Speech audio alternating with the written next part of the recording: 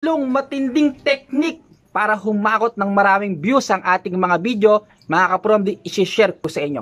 Unang-una mga kapromdi, napakahalaga po nung paglalagay o yung paggawa pa lang po natin ng title.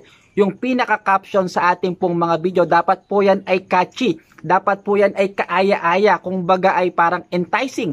Kumbaga sa pagkain ay katakam-takam sa paningin ng mga tao na maiengganyo sila, mahihikayat po sila na panoorin yung video po natin doon pa lang po sa title.